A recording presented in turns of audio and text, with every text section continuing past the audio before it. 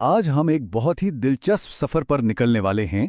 भारतीय संविधान के बिल्कुल शुरुआती पहले 51 आर्टिकल्स का सफर। इसे सिर्फ कानून की बातें मत समझिए, ये असल में एक देश को बनाने की कहानी है, वो ब्लूप्रिंट जिसने भारत की नींव रखी। तो सवाल यही उठता है कि आखिर ये नींव रखी कैसे गई।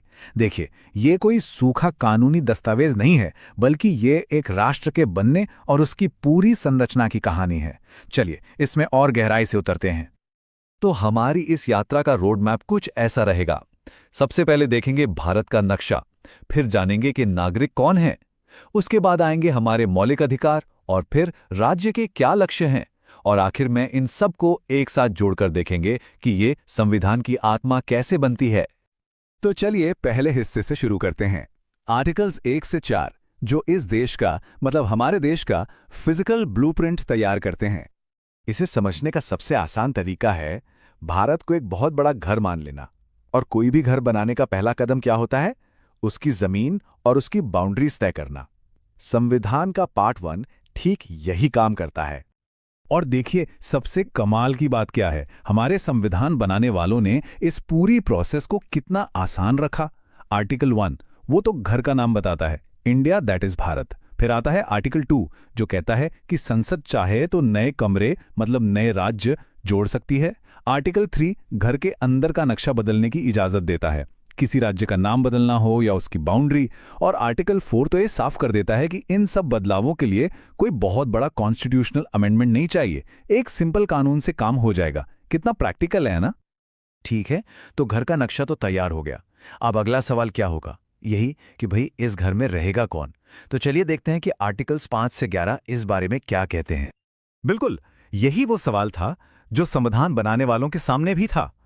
एक बार भारत की सीमाएं तय हो गईं, तो ये तय करना बहुत जरूरी था कि इस राष्ट्रीय परिवार का सदस्य कौन होगा, मतलब यहां का नागरिक कौन कहलाएगा। संविधान बनते समय उस वक्त के हालात को देखते हुए नागरिकता के नियम बहुत साफ रखे गए थे। जो लोग भारत में रह रहे थे उन्हें नागरिक माना गया। जो बंटवारे के बाद पाकिस्तान से आए या जो पाकिस्तान जाकर वापस आ गए उनके लिए भी नियम थे। यहां तक कि विदेश में रह रहे भारतीय मूल के लोगों का भी ध्यान रखा गया। लेकिन एक बात बिल्कुल पक्की थी, कोई दोहरी नागरिकता नहीं। और सबसे बड़ी बात, भविष्य में नागरिकता पर कोई भी कानून बनाने का आखिरी अधिकार सिर्फ और सिर्फ संसद के पास होगा। चलिए अब आते हैं संविधान के उस हिस्से पर जिसे सच में इसका दिल कहा जाता है, हमारे मौलिक अधिकार। ये वो नियम हैं जिनके साथ कोई समझौता नहीं हो सकता। ये हर नागरिक का सुरक्षा कवच है। सोचिए, जैसे एक परिवार में कुछ नियम होते हैं ताकि हर कोई सुरक्षित और सम्मानित महसूस करे, ठीक वैसे ही हमारे मौलिक अधिकार देश के हर सदस्य को किसी भी तरह के अनफेयर ट्रीटमेंट से बचाने वाले घर के नियम हैं। ये असल में स्टेट की पावर पर एक लिमिट लगाते हैं। हमारा संविधान हमें मोटे तौर पर 6 तरह के मौलिक अधिकार देता है।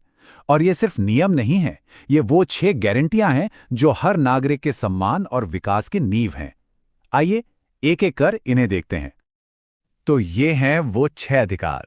पहला, समानता का अधिकार, मतलब कानून के सामने सब बराबर हैं। दूसरा, स्वतंत्रता का अधिकार, जिसमें बोलने से लेकर अपनी जिंदगी जीने तक की आज़ादी है। फिर शोषण के विरुद्ध अधिकार, धर्म की स्वतंत्रता का अधिकार, अपनी भाषा संस्कृति को बचाने का अधिकार, और आखिर में जो शायद सबसे जरूरी है, संवैधानिक उपचार का अधिकार। ये हमें पावर देता है कि अगर हमारे बाकी अधिकार छीने जाएं तो हम सीधे कोर्ट जा सकते हैं। और इसी की अहमियत को समझते हुए डॉक्टर B.R. अम्बेडकर ने आर्टिकल 32 को कुछ ऐसे ही नहीं, संविधान की आत्मा और उसका दिल कहा था।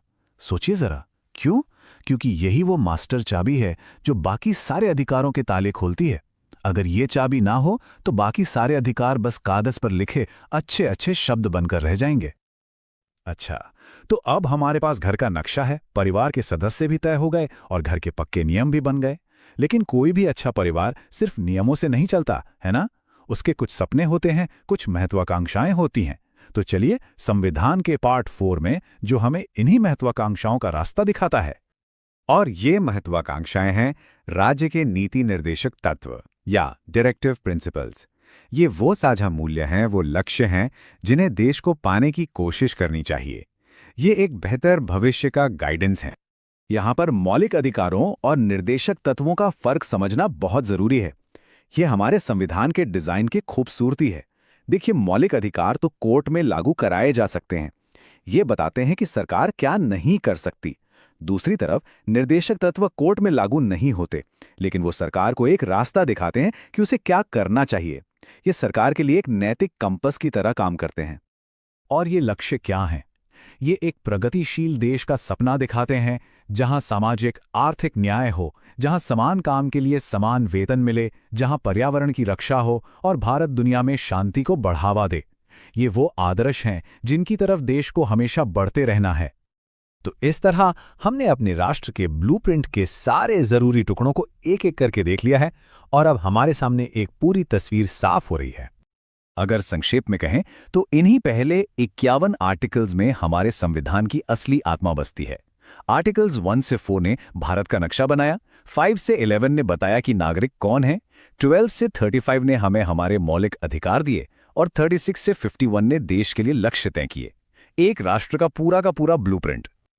और ये सब समझने के बाद एक बहुत बड़ा सवाल हमारे सामने आकर खड़ा होता है कि 70 साल से भी ज्यादा पहले लिखे गए 51 आर्टिकल्स, ये फाउंडेशनल बातें, आज भी हमारी जिंदगी को, हमारे समाज को, हमारी राजनीति को कैसे गाइड कर रही हैं?